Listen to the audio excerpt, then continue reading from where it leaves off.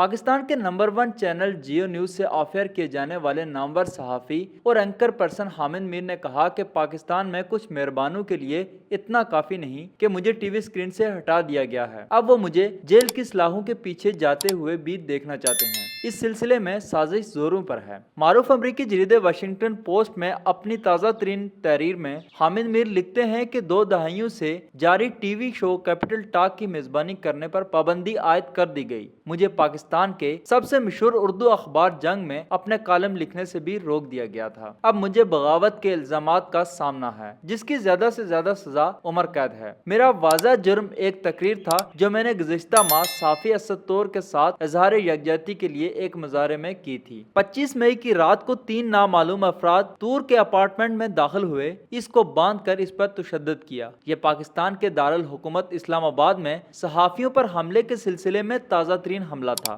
ہم ایسے کئی حملوں کے بارے میں جانتے ہیں، لیکن زیادہ تر واقعات رپورٹ ہی نہیں ہوتے۔ اسد طور نے اپنے حملہ آوروں کے خلاف بولنے کے اپنے فیصلے کی قیمت ادا کی۔ کچھ ہی لمحوں میں اس پر شہرت کے حصول کے لیے جعلی حملے کا الزام لگا دیا گیا۔ یہ اور بات ہے کہ حملہ آوروں کی سی سی ٹی وی فوٹیج نے حملے کا پول کھول دیا۔ اس پر پاکستان کے وزیر اطلاعات فواد چودھری نے بیان دیا کہ صحافی بیرون ملک سیاسی پناہ کے حصول کے لیے خود پر تشدد کا الزام عائد کرتے ہیں۔ ان ریمارکس پر مظاہرے میں اسد طور کے ساتھ کھڑے صحافی ناراض ہو گئے۔ میرے نزدیک صحافیوں پر حملہ ایک ذاتی پس منظر بھی رکھتا ہے۔ اپریل 2014 میں مجھ پر کراچی میں قاتلانہ حملہ کیا گیا تھا۔ مجھے 6 گولیاں ماری گئیں۔ زندہ بچ جانے پر مجھ پر بھی جعلی حملے کا الزام لگایا گیا تھا۔ گزشتہ ماہ میں نے اپنی تقریر میں کہا تھا کہ اگر صحافیوں پر حملے بند نہیں ہوئے تو ہم خاموش نہیں رہیں گے۔ جس نے مجھے نوکری سے نکلوانا ہے وہ نوکری سے نکلوا دے، کیونکہ نوکری سے نکالے گا تو مجھے آزادی ملے گی۔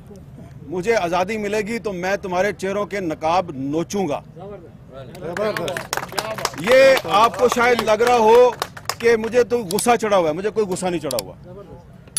غصہ اس لیے نہیں چڑھا ہوا کہ یہ جو نوجوان میرے ساتھ کھڑا ہے، پہلے آپ نے اس کو مارا، اس کے گھر میں گھس کے مارا، اور پھر آپ نے ایک دوسرے کو ٹیلی فون کالیں کی اور پرسنل میٹنگز میں کہا ہم نے گھر میں گھس کے مارا۔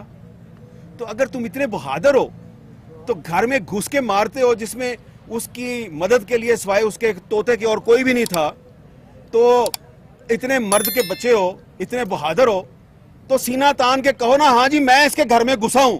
مجھ پر فوری طور پر پاکستان کے اعلیٰ جنرلوں کو بدنام کرنے کا الزام لگایا گیا۔ ایک سوچی سمجھی مربوط مہم کے ذریعے مجھے سوشل میڈیا پر ایک غدار کی حیثیت سے پیش کیا گیا۔ پھر مشکوک جلد بازی کے ساتھ میرے خلاف ملک بھر میں مقدمات درج کرانے کی لہر شروع ہو گئی۔ جیو ٹی وی چینل کی انتظامیہ نے مجھے مطلع کیا کہ میں اپنے شو کی میزبانی نہیں کروں گا۔ انہوں نے یہ کارروائی بغیر کسی عدالتی حکم یا کسی بھی نوٹس کے بغیر کی۔ Amnesty international, human rights watch اور بین الاقوامی کمیشن آف جرسٹ نے میڈیا مالکان پر تنقیدی آوازوں کو دبانے کی مذمت کی۔ پاکستانی صحافت کی تنظیموں نے عدالتوں میں میرا دفاع کرنے کا فیصلہ کیا، لیکن انہوں نے مجھ سے اپنے موقف کی وضاحت کرنے کو کہا، کیونکہ میں نے ان کے پلیٹ فارم پر بات کی تھی۔ میں نے واضح کیا کہ میں نے اپنی تقریر میں کسی کا نام نہیں لیا اور میں فوج کا بطور ادارہ احترام کرتا ہوں، لیکن یہ کہ میں صحافیوں کے خلاف حملوں پر خاموش نہیں رہ سکتا، یہاں تک کہ میں نے کہا کہ اگر میرے سخت لہجے سے کسی کی دل آزاری ہو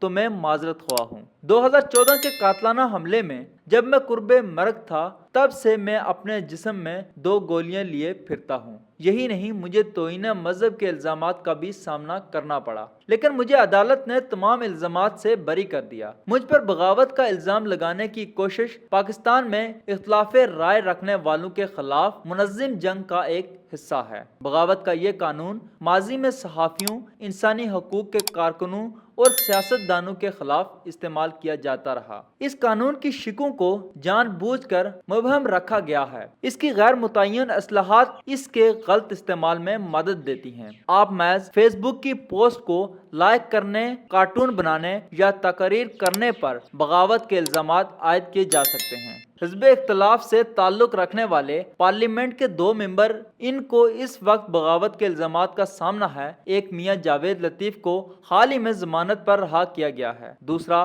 علی وزیر پچھلے 6 ماہ سے کال کوٹری میں قید ہے۔ حامد میر لکھتے ہیں، بغاوت کے قانون کا تعزیراتی ضابطہ 124A 19ویں صدی کے برطانوی نوآبادیاتی جبر کی یادگار ہے۔ اس قانون کا استعمال مہاتما گاندھی کو گرفتار کرنے کے لیے بھی کیا گیا تھا، جنہوں نے اس بارے کہا تھا یہ قانون شہری کی آزادی کو دبانے کے لیے بنایا گیا ہے۔ میرے ملک پاکستان کے بانی اور وکیل محمد علی جناح نے عدالت میں بغاوت کے الزام میں صحافیوں کا دفاع کیا اور وہ مقدمہ بھی جیت گئے تھے۔ ستم ظریفی یہ ہے کہ وہی حکومتیں جو اپنی حب الوطنی کا ڈنڈورا پیٹتی ہیں آج بھی برطانوی سامراج کی اس یاد کو سینے سے لگا رکھا ہے۔ ہندوستان میں مودی حکومت نے ماہرین تعلیم، وکلاء، کارکنوں اور طلباء کو نشانہ بنانے کے لیے بغاوت کا قانون نافذ کیا ہے۔ بنگلہ دیش میں شیخ حسینہ کی حکومت نے انسانی حقوق کی پامالی اور بدعنوانی کے بارے میں رپورٹنگ کرنے والے صحافیوں کو خاموش کرنے کی کوشش کی ہے۔ پاکستان میں اس قانون سے چھٹکارا پانے کی کوشش کو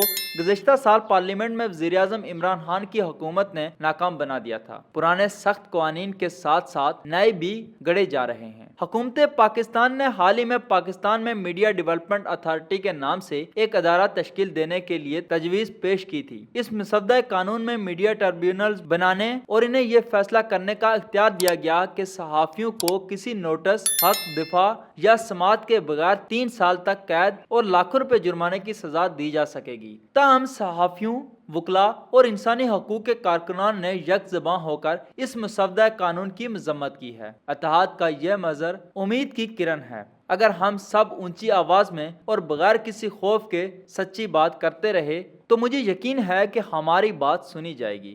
ہمارے آباء و اجداد نے اسی طرح برطانوی حکمرانی کے خلاف مزاحمت کی تھی اور ہم بھی اس نو آبادیاتی ذہانت کے خلاف مزاحمت جاری رکھیں گے جو آج جبر کے ہتھ کنڈوں سے ہمیں خاموش کرانے کی کوشش کر رہے ہیں۔